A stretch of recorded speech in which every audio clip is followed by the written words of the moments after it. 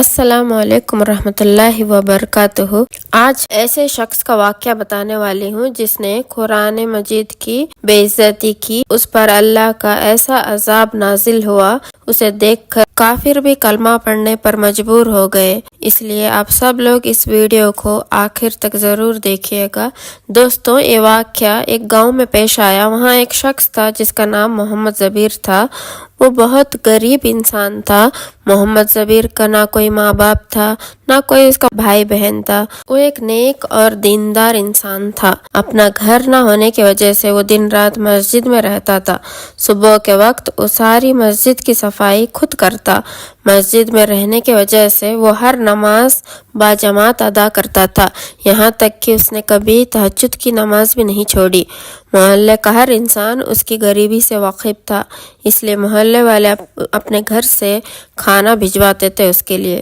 بہت سال تک ایسا ہی چلتا رہا۔ ایک دن مسجد کے امام نے اسے بلایا اور پوچھا، کیوں نہ میں تمہاری شادی کروا دوں اور تم اپنی بیوی کے ساتھ اپنے گھر میں رہو۔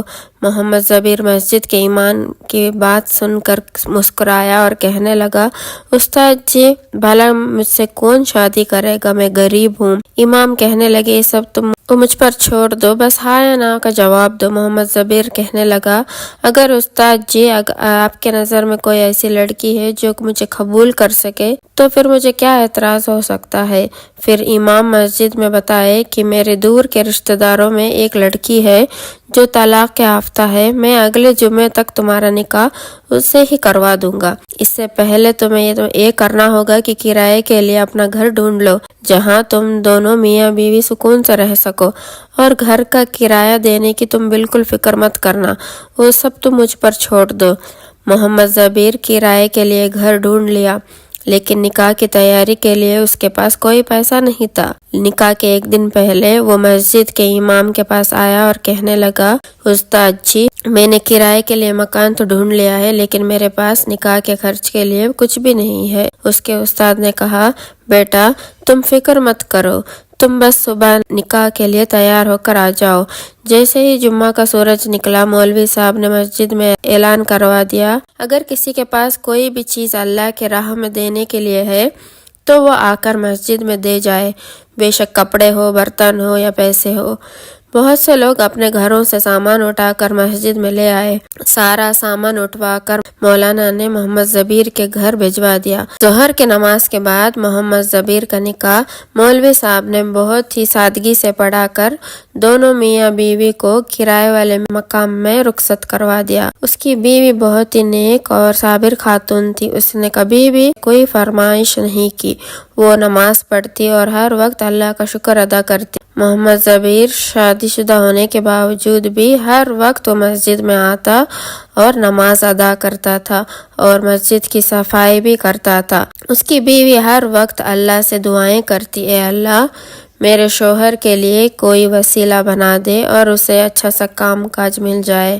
کام کی تلاش کرتے کرتے محمد زبیر ایک اللہ والے کے پاس پہنچ گیا۔ وہاں ان کے پاس بہت سارے لوگ جمع تھے۔ وہ اپنے جو مسائل مصیبتیں لے کر آتے تھے وہ اللہ سے ان کے لیے دعا کرتے تھے اور اللہ پاک ان کے تمام پریشانیوں کو دور کر دیتا تھا۔ سب سے خاص یہ بات تھی کہ وہاں پر عمدہ کھانا ملتا تھا۔ اسی کھانے کی وجہ سے محمد زبیر کو وہاں نوکری مل گئی۔ اس کی ذمہ داری یہ تھی کہ غریبوں میں کھانا بانٹنا تھا۔ اللہ والے نے محمد زبیر کو اس کام کے پیسے دیا کرتے تھے۔ جب کھانا بچ جاتا وہ اسے اپنے اور اپنے بیوی کے لیے گھر لے آتا۔ دھیرے دھیرے ان کے گھر کے حالات بہتر ہونے لگے۔ شادی کے 1 سال بعد اللہ تعالیٰ نے انہیں ایک خوبصورت بیٹی سے نوازا۔ محمد زبیر اور اس کی بیوی بہت خوش تھے کہ اللہ نے انہیں اپنے رحمت سے نوازا ہے۔ وہ اپنے بیٹی کا بہت خیال رکھتے اور اس کے ناز نخرے اٹھاتے۔ بیٹی کے 1 سال گزر جانے کے بعد اللہ تعالیٰ نے انہیں دوسری بیٹی سے نوازا۔ محمد زبیر پھر بہت خوش ہوا، اللہ نے اسے پھر سے اولاد سے نوازا ہے۔ اس کی بیوی کہنے لگی کہ میں چاہتی ہوں کہ اللہ پاک ہمیں اگلی بار بیٹے سے نوازے۔ محمد زبیر مسکرا کر کہنے لگا، کیا تمہیں پتا نہیں کہ اللہ پاک وہاں بیٹیاں دیتا ہے جہاں وہ خوش ہوتا ہے؟ اس کی بیوی بولی، ہاں مجھے پتا ہے، لیکن بہنوں کا ایک بھائی ہونا بہت ضروری ہے۔ آپ بس اپنے اللہ والے سے کہیے کہ ہمارے لیے دعا کرے کہ ہمیں اگلی بار اللہ تعالیٰ بیٹے سے نوازے۔ محمد زبیر اس کی باتیں سن کر مسکرایا اور اپنے کام پہ چلا گیا۔ کچھ مہینوں بعد اس کی بیوی پھر سے امید سے ہو گئی۔ اسے اپنے لیے اللہ والے سے بھی دعا کروائی اور خود بھی اللہ سے گڑ گڑا کر دعائیں کرتی رہی، اے اللہ اس بار مجھے اپنی نعمت سے نوازنا۔ لیکن اللہ پاک نے انہیں تیسری بار بھی بیٹی سے نواز دیا۔ تیسری بیٹی کے پیدائش پر بہت پریشان ہو گئی۔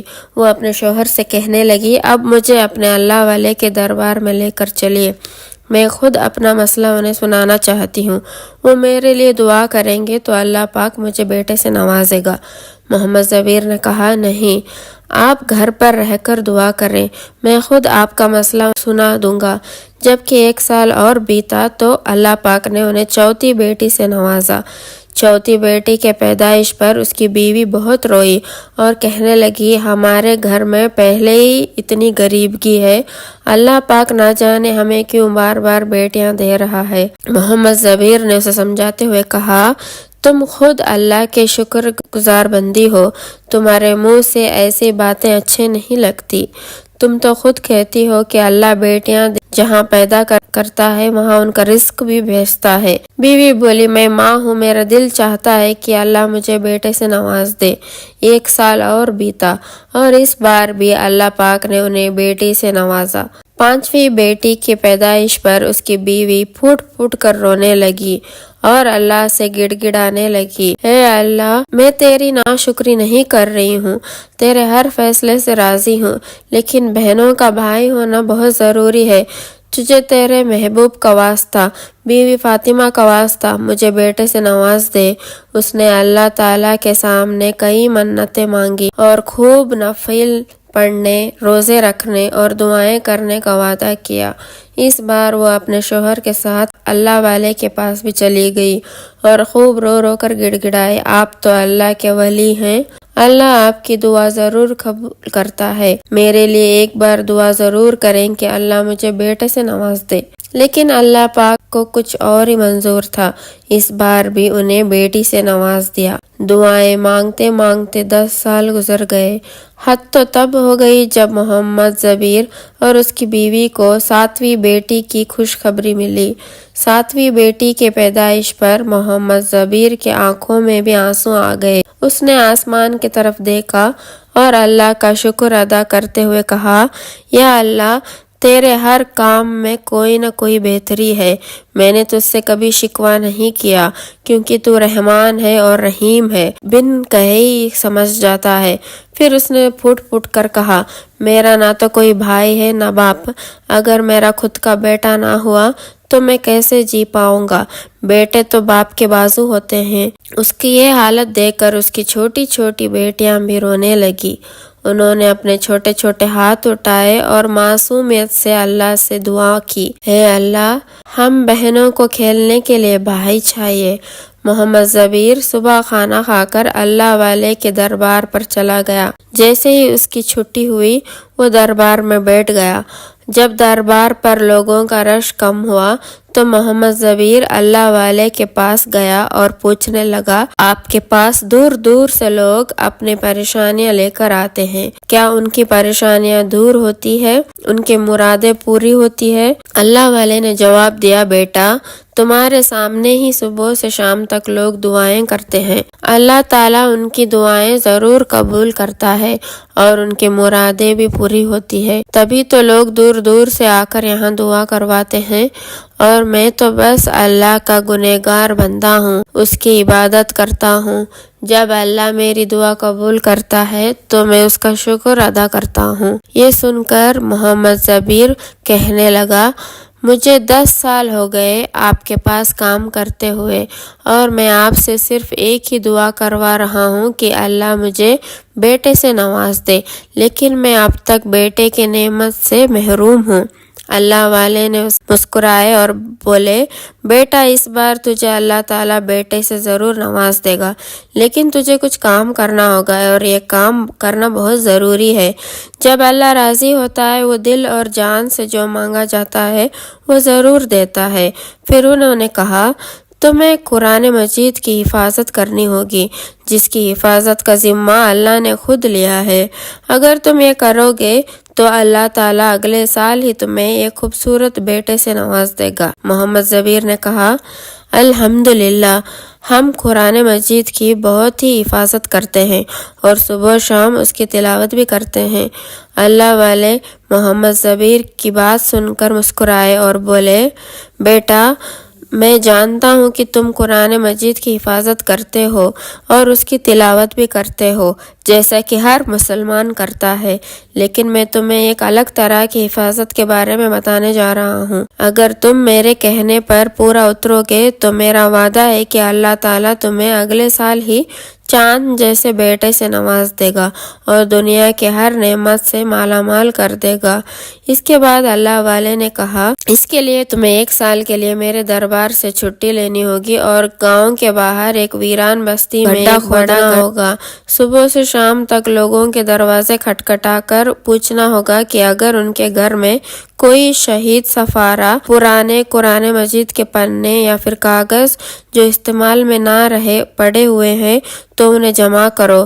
اکثر لوگ ان کی بے حرمتی کرتے ہیں۔ کسی بھی طرح کی بدسلوکی کا شکار ہوئے پوتر پنوں کو اکٹھا کر کے ان کی اچت حفاظت کرنی ہوگی۔ محمد زبیر نے اللہ والے کی کہے کے انوسار گاؤں کے باہر ایک ویران بستی میں ایک گڈھا کھودنا شروع کیا جو 2 دنوں میں تیار ہو گیا۔ اس کے بعد اس نے گھر گھر جا کر لوگوں سے پوچھا کہ آپ کے پاس کوئی شہید صفارے قرآن مجید کے پرانے پنے یا دینی اسلامی کتابیں ہیں جنہیں صحیح جگہ پر رکھنے کی ضرورت ہو۔ وہ صبح سے شام تک اسی کام میں لگا رہتا تھا۔ نہ صرف گھروں سے بلکہ محلے کے گلیوں اور کچرے کے ڈھیروں سے بھی وہ اللہ کے نام یا دینی کتابوں کے صفحے نکالتا۔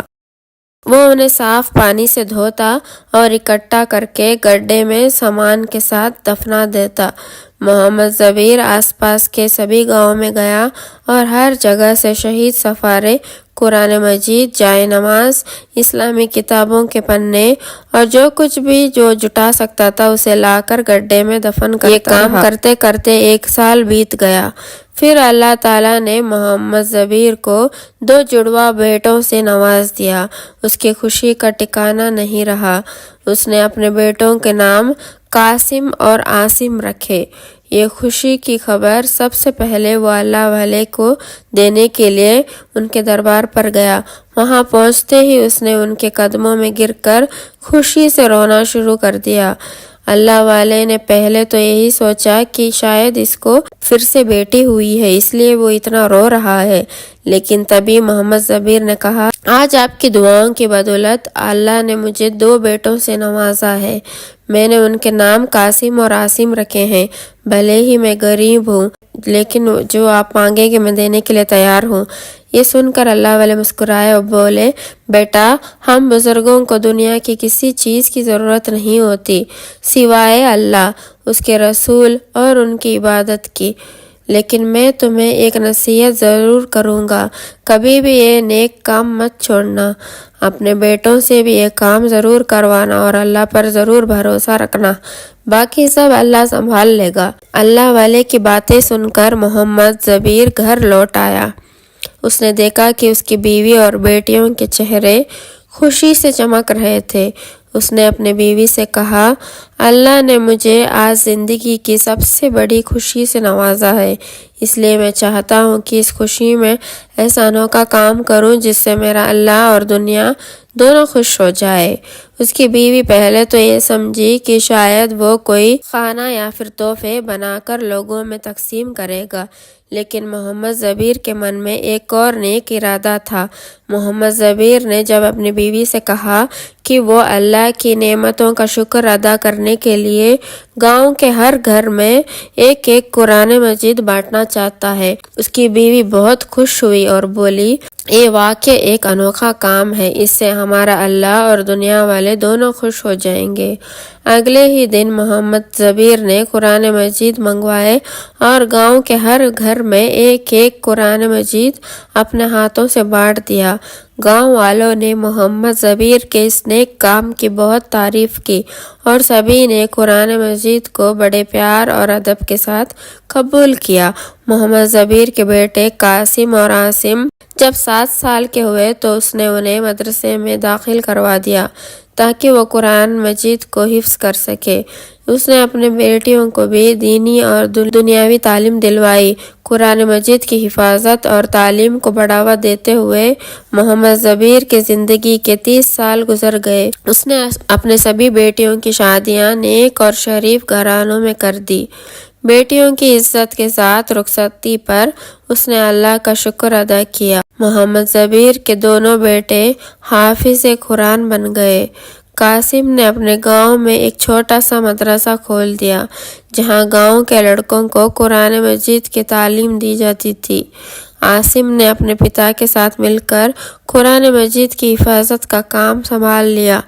एक दिन कासिम ने अपने पिता से कहा, बाबा जान, मैं चाहता हूँ कि बहरून मुल्क जाऊँ, वहाँ मेहनत करूँ और इतना पैसा कमाऊँ कि अपने भाई के मदरसे को बहुत बड़ा बना सकूँ ताकि दूसरे गाँवों के लोग भी यहाँ आकर तालीम हासिल कर सके।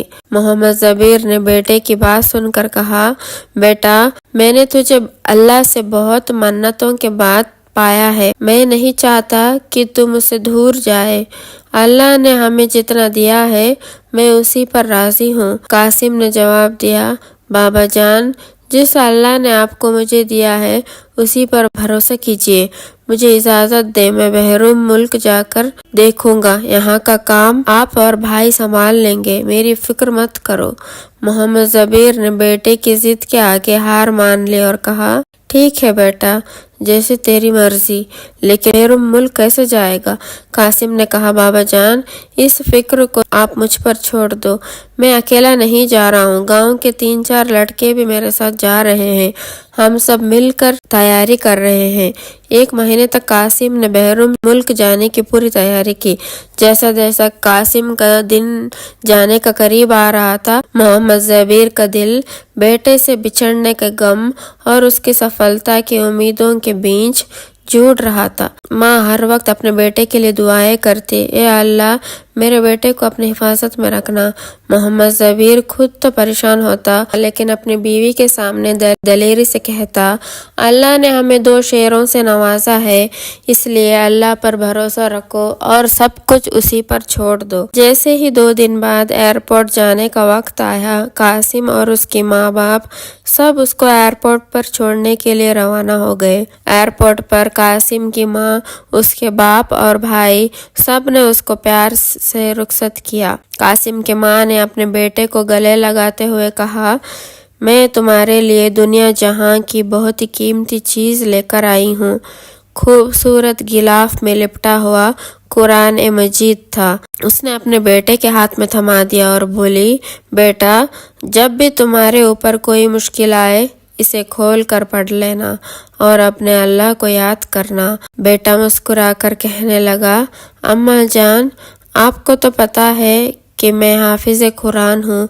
मेरे सीने में मुकम्मल कुरान पाक छुपा हुआ है। बेशक बेटा, तुम हाफिज कुरान हो, मुझे पता है, लेकिन फिर भी मैं चाहती हूँ कि तुम इसे अपने साथ ले जाओ और वहाँ जाकर लाजिम पढ़ना और दूसरों को भी पढ़ाना। बेटे ने माँ के हाथों से कुरान ले लिया, बैग पकड़ा और अपने दोस्तों के साथ जाकर फ्लाइट पर बैठ गया। 2 दिन के बाद फ्लाइट इटली में पहुँच गई। वो और उसके दोस्तों के साथ काम ढूंढने के लिए परेशान होना नहीं पड़ा।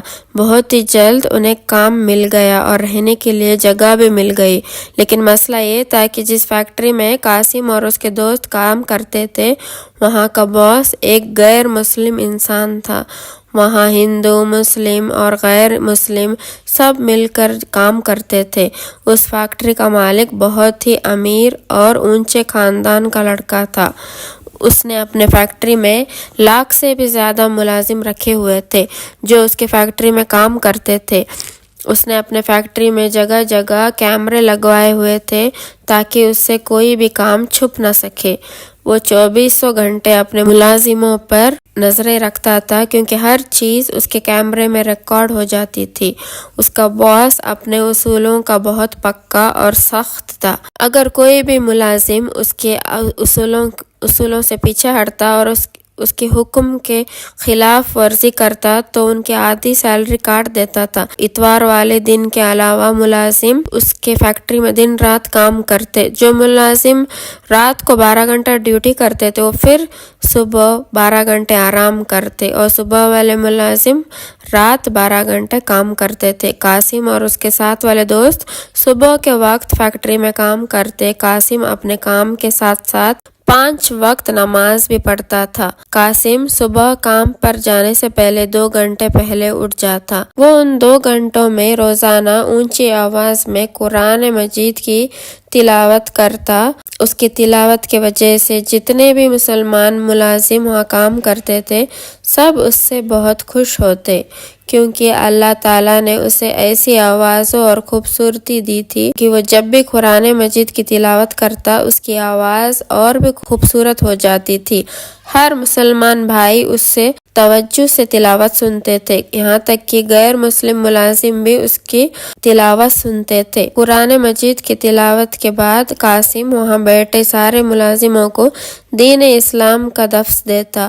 اس کے ساتھ رہنے والے لڑکوں کے دلوں میں قاسم کی باتیں اثر کرنے لگی۔ جیسے ہی اذان ہوتی قاسم فیکٹری کے سارے کام چھوڑ کر نماز کے لیے چلا جاتا اور جاتے وقت دوسرے لڑکوں کو بھی نماز کی دعوت دیتا۔ قاسم کو دیکھ کر اور بھی لڑکے نماز پڑھنے کے لیے اس کے ساتھ چلے جاتے تھے۔ جب یہ بات فیکٹری کے باس کو پتہ چلی تو اس نے اسے بلا کر کہا، تجھے میرے اصولوں کا پتہ ہے، میں نے کبھی بھی اپنے حکم کے خلاف ورزی کسی کو کرنے نہیں دی۔ تم صبح میں بھی کام کے لیے لیٹ آتے ہو، مجھے لگتا ہے کہ اب تمہاری سب کی سیلری بند کرنی پڑے گی، تبھی تم لوگ سدھرو گے اور کام کو کام سمجھو گے۔ سبھی لڑکے کہنے لگے کہ باس ہمارے اوپر ایسا ظلم مت کرنا، اگر آپ کہتے ہیں کہ ہم کام چھوڑ کر نماز کے لیے نہیں جائیں تو ہم نہیں جائیں گے، لیکن ہمیں ہماری سیلری پوری چاہیے۔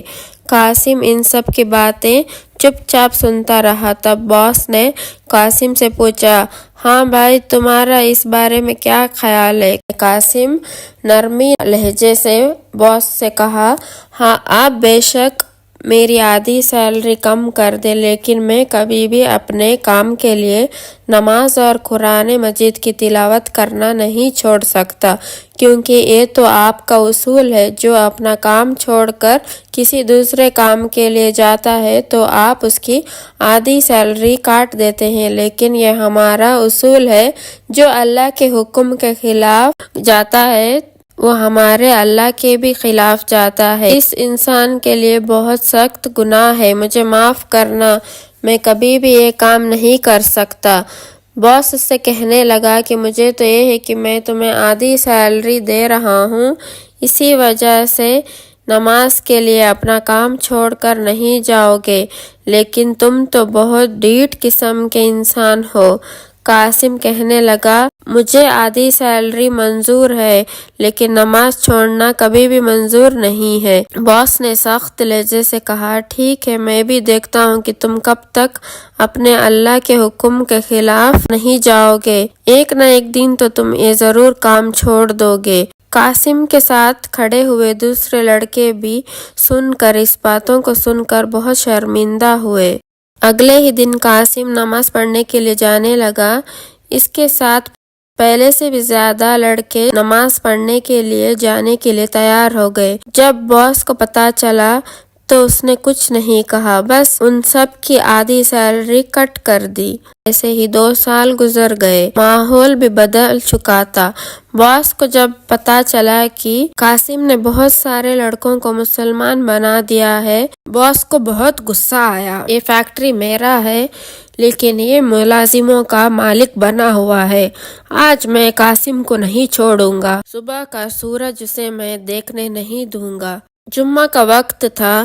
قاسم قرآن پاک کھول کر وہ قرآن مجید کی تلاوت کر رہا تھا۔ اس کا باس وہاں پہنچ گیا اور وہ قاسم کے منہ پر اس نے زوردار تماچا مارا اور قرآن مجید کو نیچے پھینک دیا، لیکن قاسم قرآن مجید کی تلاوت کرنا اس نے نہیں چھوڑا۔ اس کے باس کو اتنا غصہ آیا کہ اس نے اپنے پاس کھڑے ہوئے ملازم کو کہا کہ جاؤ جلدی سے ماچس لے آؤ، آج میں اسی وقت قرآن پاک کو اس کے سامنے جلاؤں گا، میں دیکھتا ہوں کہ یہ کیا کرے گا اور اس کا اللہ کیا کرے گا۔ قاسم یہ بات سن کر بہت رویا، روتے روتے اللہ سے فریاد کرنے لگا کہ یا اللہ، بے شک اس کتاب کی حفاظت کا ذمہ اپنے سر لکھا ہے، یہ خود کو بہت بڑا سمجھتا ہے، آج تو اسے اپنی طاقت دکھا دے۔ جیسے ہی اس وقت ملازم ماچس لے کر آیا، اس نے ماچس جلائی اور قرآن مجید کو آگ لگانا شروع کر دی۔ قرآن پاک آگ لگتے ہوئے کو پھینک دیا۔ اللہ کی قدرت کا قاسم کو پکڑ کر ایک پنجرے میں قید کر دیا۔ اب میں دیکھتا ہوں کہ اب تمہیں کون بچانے آئے گا، تم بھوکے پیاسے یہیں پر مر جاؤ گے۔ باس اپنے گھر جا رہا تھا تو راستے میں اس کی اچانک طبیعت خراب ہو گئی، اسے سانس لینے میں تکلیف ہونے لگی تو باقاعدہ پروٹوکول کے ساتھ اسے ہاسپٹل پہنچایا گیا۔ کوئی بیماری سامنے نہیں آئی، مزید حالت بگڑتی جا رہی تھی۔ اس کا منہ جگہ جگہ سے پھٹنے لگا، خون باہر آنے لگا تھا، درد سے چینک رہا تھا، مگر ڈاکٹر کو بھی کچھ پتا نہیں چل رہا تھا کہ کیا ہو رہا ہے، کیونکہ اسے کوئی بھی بیماری نہیں تھی۔ دھیرے دھیرے اس کے آنکھوں سے خون ابلنے لگا اور باہر آنے لگا، اس کی آنکھیں بالکل سرخ ہو گئی اور جسم کے کئی حصوں سے خون جا رہی تھی۔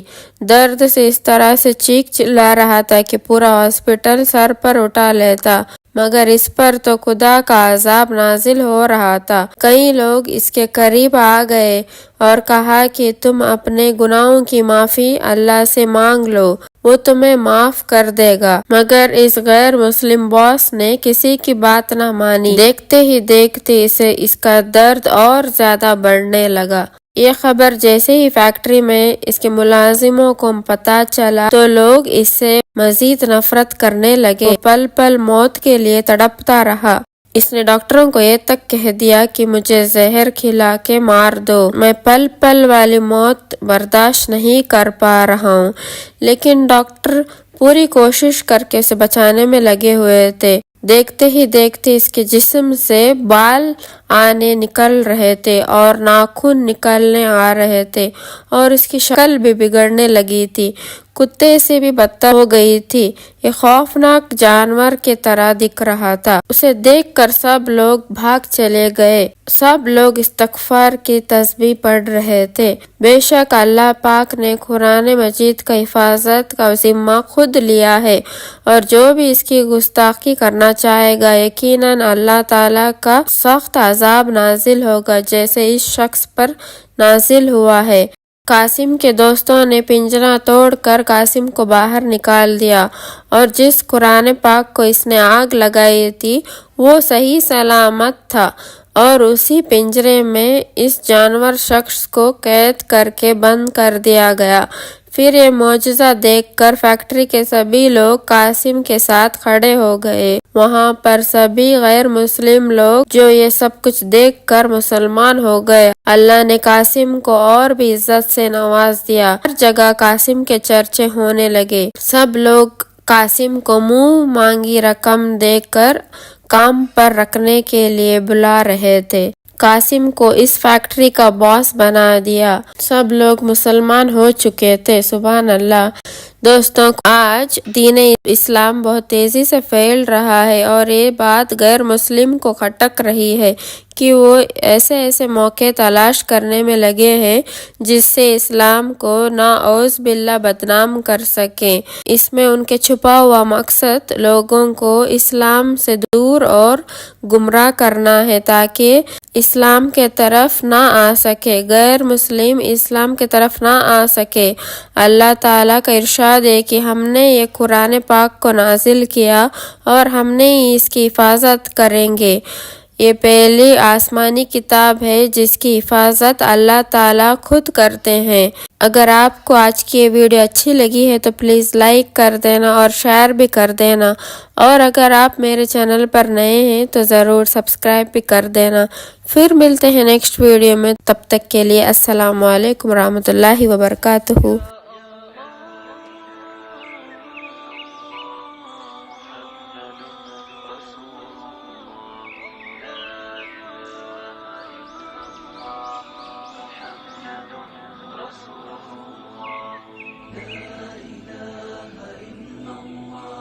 محمد رسول الله